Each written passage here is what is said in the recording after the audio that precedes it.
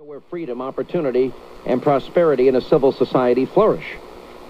All right, on our newsmaker line is Kentucky Senator Rand Paul. Had a run-in with the TSA earlier today, and apparently, well, why don't you tell the whole story? I'm glad I'm siding with you, by the way. And if you need to get bailed out, don't call your dad. All right. Because sometimes your dad disagrees with you like me, and he might attack you. I'll bail you out. I promise. You get in jail, I'll come get you. Well, see, what disappoints me the most about this, Sean, is I was supposed to give the biggest speech, really, of my career to 200,000 people in the March for Life on the Mall. I was invited to speak to them today, and I wasn't allowed to go because I was busy getting an exam by the TSA. Yeah, you were refusing a full-body pat-down after some anomaly, they say, in a body scanner. What's that about? Well, see, here's the thing that's kind of unusual, and I learned this today, and I didn't realize this before. When you go through the scanner at the airport and it goes off, sometimes sometimes it's going off randomly. So they're doing random pat-downs, and since they wouldn't let me go back through the screener, I said, look, here, I'll pull up my pants leg and show you there's nothing under my pants. And I said, you can see that. I'm showing it to you. And then I'm more than willing to walk back through the scanner because I think it made a mistake. They wouldn't let me do that. I had to do the pat-down. And by the way, I've had this pat-down. Look, because I have commitments. I have no choice. I mean, I admire your stand, and you had an important speech today, but 99% of the time, I don't have time for their nonsense. I'm just like, pat me down, and it gets kind of intrusive. Well, and then what happened is they detained me in this cubicle area and say, don't leave. And when I tried to take a step out to talk to one of the TSA leaders, they yelled at me, get back in the cubicle. So to me, that made me feel as if I was being detained since they told me I couldn't leave. And so since I was there, I thought my office should know that I was going to miss a speech to 200,000 people. So I called my office, and the woman told me that because I used my phone, I now had to get a full-body search. And I was like, well, why can't I use my phone? Because you're being detained. And then the TSA now says I wasn't detained ever. But I certainly had a lot of people escort me off the premises of the airport finally. So you got this, so because you refused to go through a full-body pat-down, they escorted you out. You were born were you a troublemaker in school? Well, I have to admit, I have mixed feelings on this because I don't like to cause trouble. It makes, anybody's ever been in a situation like this, it makes you feel uncomfortable. But I also don't like to be just bullied into submission to do something that this isn't about me. This is about every other American that's a frequent traveler. My brother-in-law went to the Air Force Academy. He's on 3 planes a week. And he shouldn't have to go through this indignity. He should be allowed to walk back through the scanner if the scanner makes a mistake. And if we're going to do random screening, let's be honest about it and not tell the people that, oh, something went off on your leg, when in reality the machine just came up with a random beep that it wants to do a pat test. Have you confirmed that? I didn't know they had random beeps like that. I don't think they're admitting it, but I've been told it by 3 different high-ranking people today, so I'm assuming it's true, that all of the beeps coming out of the machine are not to do with whether or not you have something. Yeah. See, the thing is I think you ought to be a little bit rewarded. You take your shoes off, you take your wallet out, you take your keys out, you take your glasses out, you get rid of everything in your pockets, you take your belt off. Shouldn't you then be rewarded by not having to get a pat down? Well, I mean, if they're doing a random beep, beep, beep, and if they want to do a random check of somebody, I think you need to be notified. I have been selected for random checks. I don't know if that's ever happened to you. And if I travel with Sweet Baby James, who is producer of this program, and this guy is a walking pat-me-down person. It's like he has a big sign on his back, pat me down. So I have to always get there an extra half hour early just to watch James get, patted down. I want to be fair to the TSA agents, too, because my experience has been that they have been nothing but nice and gracious, and I've really had very limited contact with people that weren't nice. Yeah, I don't fault the local TSA agents. It's really the Washington folks that make the policy. The people working in the Nashville airport have always been nice to me. They've been friendly. Many of them are even politically supportive. I know because they say hello and they tell me they're supportive, but I think they're stuck. They're told can't go back through the machine, and I just spoke with Director Pistole of the TSA about 5 minutes ago, and what I said to him is, don't you think someone in the airport on the floor should have the discretion to go up and say, Oh, hi, Sean Hannity. Where are you going this week? Can I see your ID to make sure it's you? Okay, I don't think you need a full-body pat-down. And it wouldn't be that you're getting special treatment, but if you choose not to, it could be my brother-in-law, and it could be, where are you going? And he could show his ID, and they could say, you know what, I don't think we're going to need a pat-down in this situation. But instead, it's this blind, you have to be blind to everything. And I think because of it, we're less safe because I want them checking the manifest of the plane to find out if somebody on my plane's been to Yemen twice in the last 6 months, if they've been to Pakistan. I want to know that if there are people who fit a risk profile, that someone is spending some extra time with them, but I don't think random searches are helping anybody. Yeah, I don't think, Senator Rand Paul of Kentucky would be somebody I'd spend a whole lot of time with. And if you did beep and it was a random beep and they have a system designed as such, I agree with you. I think that's something that could be changed. Now, let's say you're walking through and you go through the scanner and it goes beep, beep, beep, beep, beep, beep, beep, beep, beep. Then I think they've got a legitimate reason. And, I have found in my case that, I leave some article of something that I didn't, in my pocket somewhere I didn't even know I had.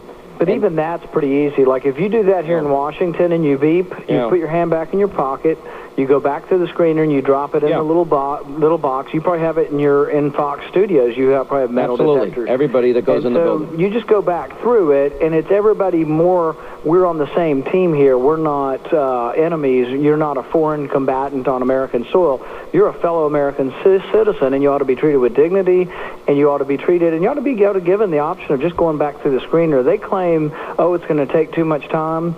Well, I really disagree with them, and you don't know unless you try the system for a while. Let people who don't want to be frisked, let them go back to the screener if the screener just made a mistake. Yeah, and I don't blame people for. We've seen the pictures of people, going through those pat-downs. Now, I've had a full-body pat-down, and without getting too graphic or descriptive here, they literally go all the way up your leg, right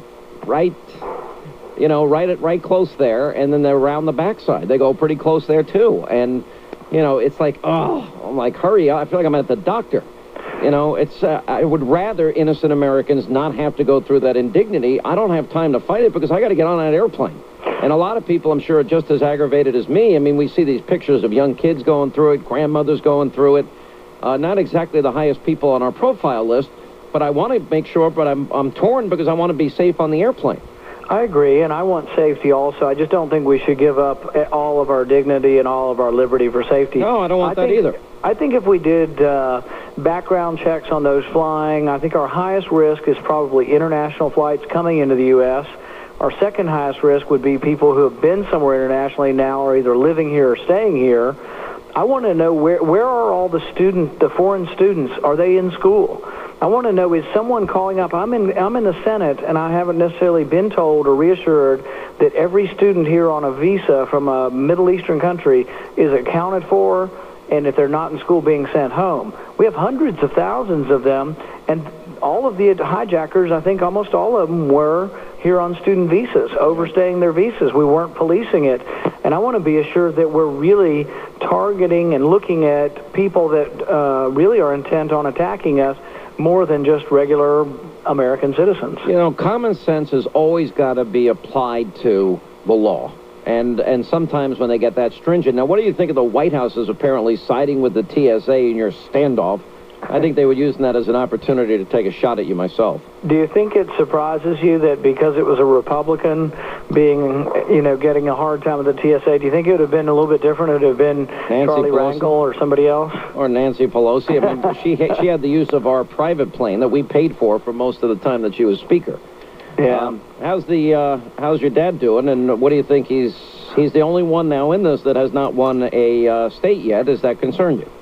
Well, on the delegate count, I think he's still doing fine. He'll do well in the caucus states, and we just have to see what happens. If this turned out, nobody knows. What if it turned out to be a convention with the delegates split 3 or 4 ways without somebody with a majority?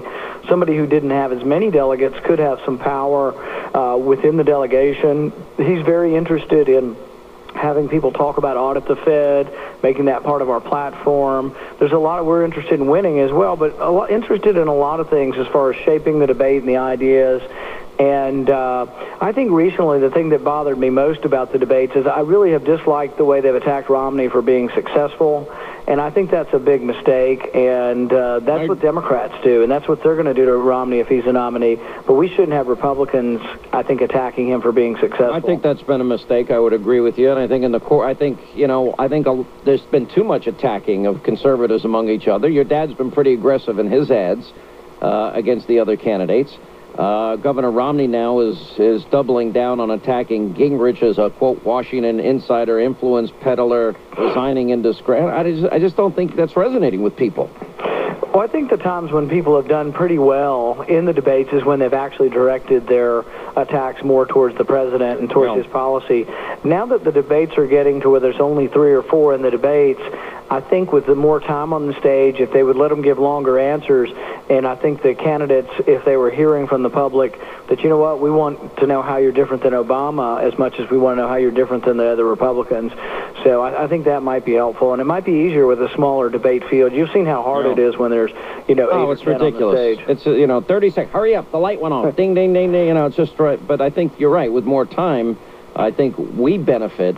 And I think the party benefits. The media wants a fight every single time, and that's why they started the debate the other night right out of the box that way. Well, it's a lot of soap opera stuff. Like, why do you think you're better than he is? Why? What do you think about his taxes? I agree with you. But the worst question of all time has to be the 10-minute meandering question about, do you want to ban birth control given to Romney? By George Stephanopoulos. It's like, where in the world? And then he wouldn't let go. He kept going, and finally, the debate crowd had to boo him, and then he finally relinquished because nobody really understood exactly where he was going with the question and why he was using that as a hypothetical, since I don't know of anybody who wants to ban birth control. Hey, I bet you the media, after what happened to John King the other night, and after the battle with Newt and Juan Williams, I don't think any in the media are going to want to be John Kinged in the future. I mean, it was pretty brutal. But let me say this. One thing, your dad's supporters got mad at me. I asked him one question, and you were on the last time, and you said you thought I was being fair. When your dad spoke the other night, he was going on about this is about delegates, and then it got me thinking he wants to have influence at the convention if he doesn't win, and that's fine. I don't have any problem with that at all. I wish you would just answer definitively the question about third party, and when I bring this up, people get very mad at me for even, how dare you ask that? And the reason I keep asking it is he hasn't said definitively no. Yeah, well, I know, and he keeps answering it sort of the same way, but I think it gets stronger over time since he said it over and over again that he has no plans to run. Yeah, I don't think he's going to. And you know what? I don't think it would be good for anybody because it would just help elect Obama. Yeah, I think so. And the other thing is that there aren't always even practically venues for it. There are other political parties, but they are minor, and most of them will have candidates. There's some kind of internet thing going on, but the only person I think I'd be worried that might come under that would be Trump. And I don't know if that'll happen or not, but there's some internet group trying to get on the ballot. They're trying to get on the ballot in all 50 states. Actually, that's being run by Doug Schoen and some Democrats, interestingly enough. But look, I got to run, and will you tell your father to come back on the program? We miss him. Will do, Sean. I appreciate it. Hey, listen, I want to remind you, with the economy the way it is, the euro about to collapse, inflation...